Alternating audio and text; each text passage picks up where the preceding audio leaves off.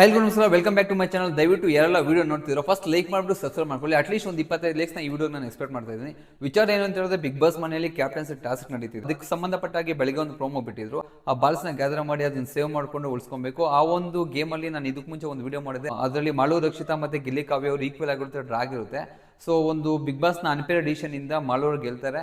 So ಅವ್ರು ಗೆದ್ದು ಖುದ್ದಾಗಿ ಚೈತ್ರ ಮತ್ತೆ ರಜತ್ ಅವ್ರ ಜೋಡಿನ ಆಚೆಗೆ ಇಕ್ತಾರೆ. ಸೊ ಇವಾಗ ಸೆಕೆಂಡ್ ಗೇಮ್ ಸ್ಟಾರ್ಟ್ ಆಗಿದೆ. ಸೆಕೆಂಡ್ ಗೇಮ್ ಏನು ಅಂತ ಹೇಳಿದ್ರೆ, ಬಿಗ್ ಬಾಸ್ ಇವಾಗ ಕೊಟ್ಟಿರೋ ಒಂದು ಪ್ರೋಮೋ ಮುಖಾಂತರ ಮೇಲಿಂದ ರಿಂಗ್ಗಳಾಗ್ತಾರೆ. ಆ ರಿಂಗ್ನ ಯಾರು ಹೈಯೆಸ್ಟ್ ಗ್ಯಾದರ್ ಮಾಡಿರ್ತಾರೋ ಅವರು ವಿನ್ ಆಗೋ ಒಂದು ಸಾಧ್ಯತೆ ಇದೆ.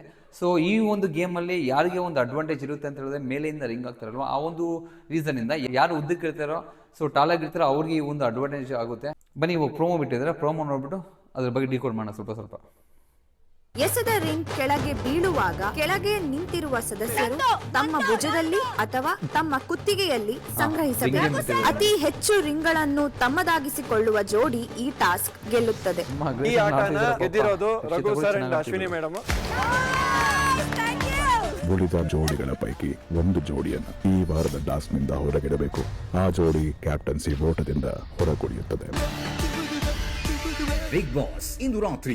ಸೊ ನೋಡಿದಲ್ಲ, ನನಗೆ ಧ್ರುವಂತವನ್ನ ನೋಡ್ತಾ ಇದೆ, ಎಲ್ಲೋ ಒಂದ್ ಕಡೆ ಅಯ್ಯೋ ಪಾಪ ಅನಿಸ್ತಾ ಇದೆ. ಬಟ್ ವಿಚಾರಕ್ಕೆ ಬರೋಣ. ನೋಡಿದಲ್ಲ, ಈ ಒಂದು ಗೇಮ್ ಡಿಸೈನ್ ಮಾಡೋದು ಮೇಲೆಯಿಂದ ರಿಂಗ್ ಹಾಕೋದು, ಅದು ಖುದ್ದಾಗಿ ಧ್ರುವಂತವ್ರೆ ರಿಂಗ್ ಹಾಕ್ತಿರ್ತಾರೆ.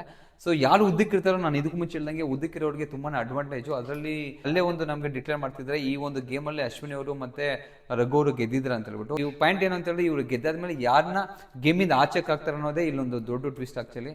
ಸೊ ಅದಕ್ಕೂ ಮುಂಚೆ ಒಂದು ಗೇಮ್ ಬಗ್ಗೆ ಮಾತಾಡೋಣ. ಸೊ ಬಿಫೋರ್ ನಿಮಗೆ ನಾನು ಇನ್ಫಾರ್ಮ್ ಮಾಡ್ದಂಗೆ, ಬೆಳಗ್ಗೆ ಕೊಟ್ಟಿರುವಂತಹ ಮೊದಲನೇ ಗೇಮಲ್ಲಿ ಅದ್ಭುತವಾಗಿ ಆಡಿ ಒಂದು ಲೀಡ್ಗೆ ಹೋಗಿರ್ತಾರೆ ಕಾವ್ಯ ಅವರು ಮತ್ತೆ ಗಿಲ್ಲಿ ಅವರು.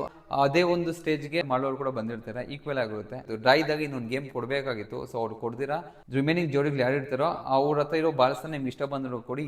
ಎಂಡ್ ಆಫ್ ದ ಟೈಮ್ ಯಾರ ಹತ್ರ ಜಾಸ್ತಿ ಬಾಲ್ಸ್ ಇರುತ್ತೋ ಅವರು ವಿನ್ನರ್ ಅಂತ ಘೋಷಣೆ ಮಾಡ್ತಾರೆ.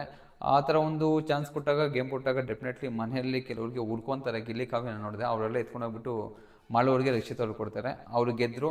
ಸೊ ಅವ್ರು ಗೆದ್ದಾದ್ಮೇಲೆ ಒಂದು ಅಧಿಕಾರ ಬರುತ್ತೆ, ಯಾರನ್ನ ನೀವು ಗೇಮಿಂದ ಆಚೆಗೆ ಇಕ್ತಿದ್ರಂತ.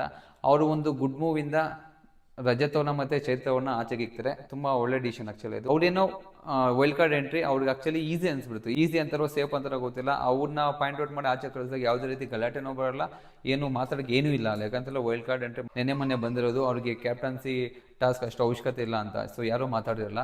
ಬಟ್ ಇವಾಗ ಖುದ್ದಾಗಿ ಇವಾಗ ರಿಂಗ್ ಹಾಕೋ ಗೇಮಲ್ಲಿ ಗೆದ್ದಿರೋದು ಅಶ್ವಿನಿ ಅವರು ಮತ್ತೆ ರಘು ಅವರು. ಸೊ ಇವ್ರಿಗೆ ಒಂದು ಬಿಗ್ ಟಾಸ್ಕ್ ಏನು ಅಂತ ಹೇಳಿದ್ರೆ, ಯಾರನ್ನ ಗೇಮಿಂದ ಆಚೆ ಇಕ್ಕೋದು. ಅಪ್ಪಿತಪ್ಪಿ ಏನಾದರೂ ಗಿಲ್ಲಿ ಕಾವ್ಯ ಇಕ್ಬಿಡ್ತಾರ ಅಂತ. ಸೊ ನನ್ನ ಪ್ರಕಾರ ಅವ್ರಿಗೆ ಒಂಚೂರು ಬ್ರೇವ್ ಆಗಿ ಥಿಂಕ್ ಮಾಡ್ತಾರೆ, ಸ್ವಲ್ಪ ಕ್ಲೆವರ್ ಆಗಿ ಥಿಂಕ್ ಮಾಡ್ತಾರೆ. ಯಾಕಂತ ಹೇಳಿದ್ರೆ, ಗೇಮ್ ಅಂತ ಬಂದಾಗ ಬೇಕಾಗಿರೋದು ಒಂದು ಫಿಸಿಕಲ್ಲು, ಒಂದು ಸ್ಟ್ರಾಟಜಿ, ಒಂದು ಟೆಕ್ನಿಕ್ಕು. ಸೊ ಇವೆಲ್ಲ ಯಾರ ಹತ್ರ ಫುಲ್ ಪ್ಲೇಟ್ಸಾಗಿ ಇದೆ ಅಂತ ಹೇಳಿದ್ರೆ ಇವಾಗಿರೋ ಜೋಡಿಗಳಲ್ಲಿ. ಸೊ ಎಲ್ಲೋ ನನಗೆ ರಾಶಿಕಾ ಮತ್ತು ಸೂರಜ್ ಅವ್ರ ಮೇಲೆ ಅವ್ರು ಕಣ್ಣು ಬಿದ್ದಿರ್ಬೋದು, ಅವ್ರ ಕೆಂಗೆಣ್ಣು ಬಿದ್ದು ಅವ್ರ ಒಂದು ಆಟದಿಂದ ಆಚೆಗೆ ಇಕ್ಕಿರ್ಬೋದು ಅಂತ ನನಗನ್ಸಿದೆ. ಯಾಕಂತೇಳಿದ್ರೆ ಅವರು ಫಿಸಿಕಲು ಚೆನ್ನಾಗಿ ಆಡ್ತಾರೆ, ಅದೇ ರೀತಿ ಅವರು ಕೋಆರ್ಡಿನೇಟಿವ್ ಚೆನ್ನಾಗಿರ್ತೈತೆ. ಸೊ ಟೈಮ್ ಬೇಡನೋ ಗೊತ್ತಿಲ್ಲ, ಫಸ್ಟ್ ರೌಂಡಲ್ಲೂ ಅವರು ಗೆದ್ದಿರೋದಿಲ್ಲ. ಸೆಕೆಂಡ್ ಟಾಸ್ಕಲ್ಲೂ ಕೂಡ ಗಾಡ್ ಗ್ರೇಸ್ ಅವ್ರು ಸೋತಿದ್ದಾರೆ. ಸೊ ಇದನ್ನೇ ಅಡ್ವಾಂಟೇಜಾಗಿ ತಗೊಂಡು ಅಶ್ವಿನಿ ಅವರು ಮತ್ತು ರಘು ಅವ್ರು ಏನಾದರೂ ಇವ್ರನ್ನ ಗೇಮಿಂದ ಆಚೆಗೆ ಇಕ್ತಾರ. ನನಗನ್ಸಿದೆ ಒಂದು 90% ಅವ್ರನ್ನೇ ಆಚೆಗೆ ಇಕ್ಬೋದು. ಯಾಕಂತ ಹೇಳಿದ್ರೆ ಫರ್ದರ್ ಗೇಮ್ಸ್ಗೆ ಅವ್ರಿಗೆ ತುಂಬ ಹೆಲ್ಪ್ಫುಲ್ ಆಗುತ್ತೆ.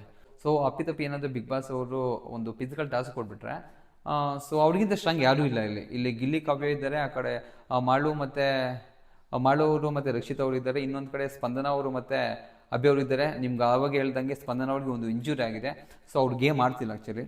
ರಜತ್ ಅವರು ಮತ್ತು ಚೈತ್ರ ಅವರು ಆಲ್ರೆಡಿ ಗೇಮಿಂದ ಆಚೆ ಹೋಗಿ ಕೂತ್ಕೊಂಡಿದ್ದಾರೆ. ಸೊ ಇವಾಗ ಆಲ್ಮೋಸ್ಟ್ ಅವ್ರಿಗೆ ಈಸಿ ವೇ ಆಗಿಬಿಡುತ್ತೆ. ಇವಾಗ ಆಲ್ರೆಡಿ 3 ಟೀಮ್ ಆಚೆ ಹೋದಂಗೆ ಇಬ್ಬರು ಆಟದಿಂದ ಹೊರಗಡೆ ಹೋಗಿದ್ದಾರೆ. ಸ್ಪಂದನ ಮತ್ತು ಅಭಿ, ಸ್ಪಂದನಾಗಿ ಇಂಜುರಿ ಆಗಿರೋದ್ರಿಂದ ಅವ್ರು ಆಚೆ ಇದ್ದಾರೆ. ಇನ್ನಿರೋದೇ ಇಬ್ಬರು, ಒಂದು ಮಾಳು ರಕ್ಷಿತ್ ಅವರು, ಇನ್ನೊಂದು ಗಿಲ್ಲಿ ಕಾವ್ಯ ಅವರು. ಅವ್ರಿಗೇನಾದರೂ ಕಂಪೇರ್ ಮಾಡಿದಾಗ ಫಿಸಿಕಲ್ ಟಾಸ್ಕ್ ಅಂತ ಬಂದಾಗ ತುಂಬಾ ವೀಕ್ ಇರ್ತಾರೆ ಕಂಪೇರ್ ಟು ರಘು ಮತ್ತು ಅಶ್ವಿನಿಗೆ. ಸೊ ಆ ಒಂದು ಬ್ರೇವ್ ಮೈಂಡಿಂದ ಏನಾದರೂ ರಾಶಿಕ್ ಅವ್ರನ್ನ, ಸೂರಜ್ ಅವ್ರನ್ನ ಆಚೆ ಇದ್ದಾಗ ಡೆಫಿನೆಟ್ಲಿ ಅವ್ರಿಗೆ ಮುಂದೆ ಯೂಸ್ಫುಲ್ ಆಗ್ಬೋದು.